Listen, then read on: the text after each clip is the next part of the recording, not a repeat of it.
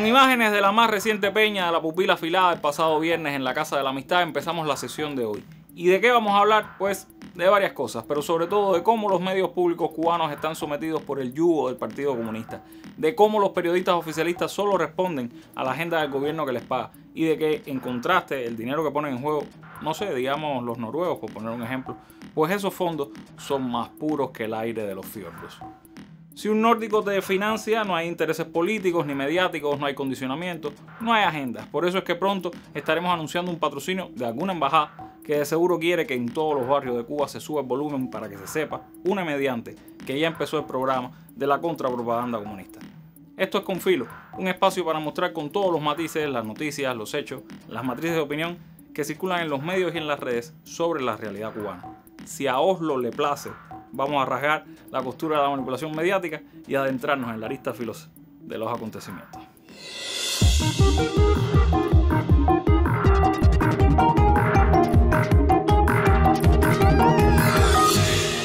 En la CMAP pensamos en todo. El nuevo país enemigo es Noruega.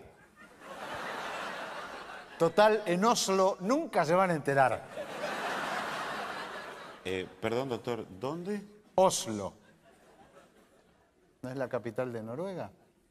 Si usted lo dice, una cuestión de límites. No. Pero si no tenemos frontera con Noruega.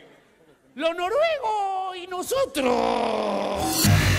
Los noruegos y nosotros. Es curioso el interés de ese reino europeo por financiar proyectos que discuten sobre política interna cubana.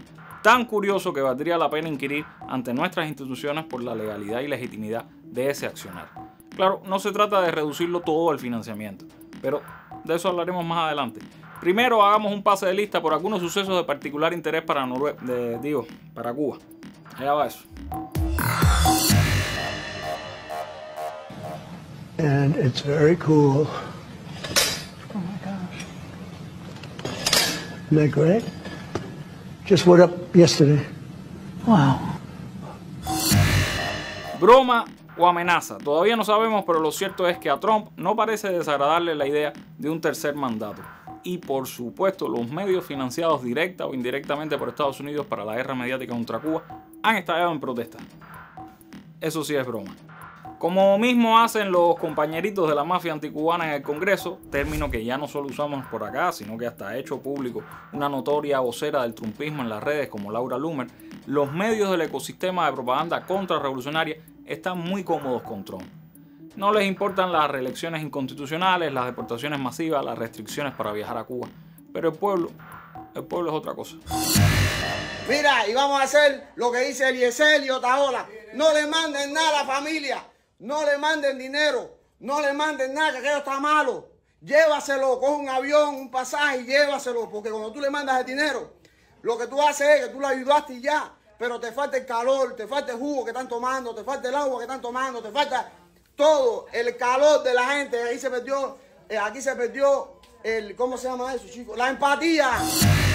El pueblo cubano ese que por la cruenta guerra que sostiene el gobierno estadounidense contra nuestro país resiste sacrificios aquí o ha tenido que buscar oxígeno en otras latitudes, no entiende de esas campañas de asfixia.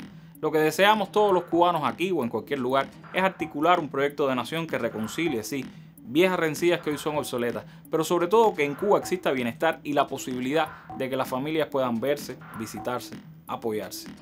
Y ese debe ser nuestro propósito y a eso nos abocamos cuando nos enfrentamos al bombardeo mediático contra la revolución, a tratar de que se identifique a los verdaderos enemigos del pueblo cubano, esos que han hecho negocio y carrera política apoyando medidas coercitivas y luego criticando al gobierno por su incapacidad para mejorar las condiciones del país.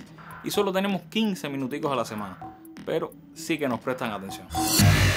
¿Viste cómo le están cortando el presupuesto a esos que ustedes tanto defienden? Una vez más, el capitalismo demuestra la clase basura que es el comunismo. Mira, nosotros aquí no necesitamos que nadie nos financie nada.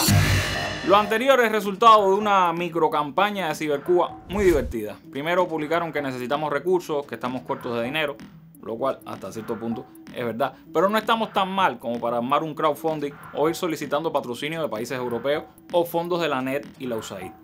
Luego, cuando los detractores del programa se alebrestaron con su post, afirmaron rotundamente que los cubanos querían el fin del programa. Es un estilo de ellos, hacer de comentarios en Facebook un referendo con carácter vinculante. Y para rematar, cuando nos pareció muy simpático su titular, no dijeron que nos burlamos de ellos, dijeron que nos burlábamos de todos los cubanos que reclamaron el fin del programa y que teníamos obsesión con Sigue Cuba, después de 3 titulares seguidos hablando sobre el programa. Es todo muy simpático. Por supuesto, tampoco pasaron por alto una entrevista concedida por el cantautor Israel Rojas al medio contrarrevolucionario La Joven Cuba, que no les gustó porque no dijo lo que ellos querían escuchar. Sorpresa.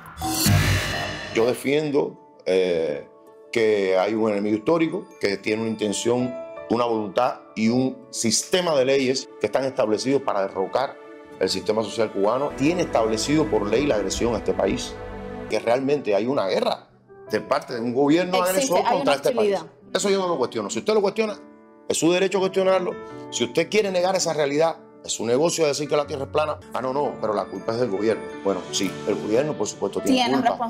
Tiene una responsabilidad. Claro. Pero vamos a dejarnos, vamos a estar aquí con el pan. Usar una pandemia como una herramienta de guerra en el que apareció además todo el ecosistema este de youtuber y todo eso, que lo único que hacían era sembrar odio y división entre cubanos, asesinar reputaciones, hacerle daño primero a los de aquí y terminaron haciéndole daño incluso a los de allá. El medio es el mensaje, dijo Marshall McLuhan, y razón no le faltaba. Pero de La Joven Cuba y su podcast hablaremos luego, porque ahora toca turno para Gabriela Fernández, que estuvo en Venezuela por estos días, invitada por los venezolanos, aclaro, y desde allí se mantuvo en la mira. Voces del Nuevo Mundo, un foro informativo que desde Caracas nos permitirá conectar con periodistas, creadores digitales y voceros de medios alternativos de todo el sur global. Creo que es un foro muy interesante donde hemos tenido muchas visiones sobre lo que está pasando no solo en América Latina sino en el mundo. Un congreso que intenta reunir a revolucionarias y revolucionarios que trabajan la comunicación contrahegemónica, que buscan romper el cerco mediático. De más de 50 países aquí en Caracas en el Teresa Carreño. Esta vez sin persecuciones cinematográficas estuvimos en Voces del Nuevo Mundo en Venezuela. Conversamos sobre los retos de la comunicación de izquierda que son bastante particulares incluso para nosotros, que con Revolución seguimos siendo la contraofensiva a un sistema mundo con más recursos, más medios y una maquinaria propagandística mucho mejor engranada. La prensa o este periodismo que se hace desde la derecha parte desde la concepción del mundo hegemónica de que no se parezca a lo que es aquello, todo lo que no se parezca al capital está mal. Entonces es muy difícil dar a entender que puede haber otra realidad, que con nosotros con nuestras potencialidades y con nuestras deficiencias podemos ser un país distinto y eso no tiene que ser. Justo sobre eso conversamos en el programa Al Día, que se estuvo grabando en vivo durante el evento. Aunque para medios sin problemas de financiamiento las obviedades puedan ser noticia, no hay que sacar los violines. No vamos a llorar ni a pedir donaciones. El desafío es hacer lo que las grandes plataformas no harán por nosotros. Crear, innovar y rompernos la cabeza para que nuestros espacios no solo existan, sino que destaquen. Porque nuestra realidad, con sus imperfecciones, pero también con su profundidad, debe prevalecer sobre cualquier relato de agenda prefabricada. Nos vemos en la mira. Y le digo más, en este momento pienso en Noruega y me hierve la sangre. Hay una cronología incompleta publicada por Iroel Sánchez que sería muy bueno consultar ahora. Y el intelectual Ernesto Esteberrán en su muro de Facebook también nos aclara pormenores de la trayectoria de La Joven Cuba que no dependen de su actual financiamiento, pero que sí explican un poco por qué pagan los noruegos. Un blog que comenzó como proyecto de jóvenes revolucionarios, pero que fue derivando por influencia de uno de sus fundadores hacia posiciones cada vez más reaccionarias, aunque de corte sutil, menos confrontativo. Un fundador que terminó estudiando en una beca de la Universidad de Columbia en Estados Unidos y que trabajó por un año en el tanque pensante Foreign Relations, de fuertes lazos con los servicios de inteligencia estadounidenses, y se ofreció como voluntario para la campaña presidencial de Biden. Todo muy guitarrista de su parte. La Joven Cuba pasó de tener un logo hecho por el héroe Gerardo Hernández a eliminar cualquier referencia sobre socialismo, revolución, cualquier identidad real con el pensamiento de Antonio Guitera, el fundador de La Joven Cuba verdadera. En este podcast que hace ahora La Joven Cuba, en una nueva época, con una nueva y joven dirección, quieren volver a la época de oposición light. reformistas.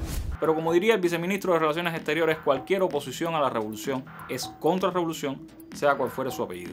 Y no hablamos de las críticas o los justos reclamos a la gestión gubernamental. Hablamos de ese espacio de disputa del sentido del proyecto revolucionario, de su excepcionalidad histórica, de esa construcción no de un espacio de discusión alternativa, sino de un proyecto que desmonte el socialismo y al que tributan todos los medios financiados, apoyados u orientados por lo que estarían de pláceme si ocurre una restauración capitalista en Cuba. Y es nuestro deber de militantes denunciar eso y combatirlo.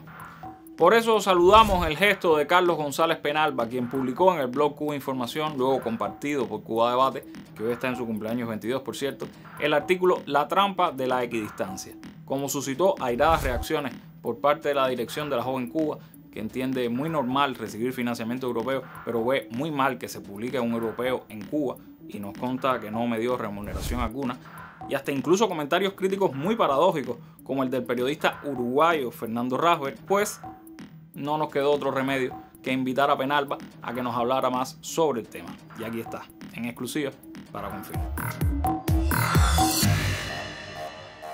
La pregunta decisiva no es solo qué se dice, sino dónde se dice y para qué tipo de estructura discursiva se está produciendo el contenido.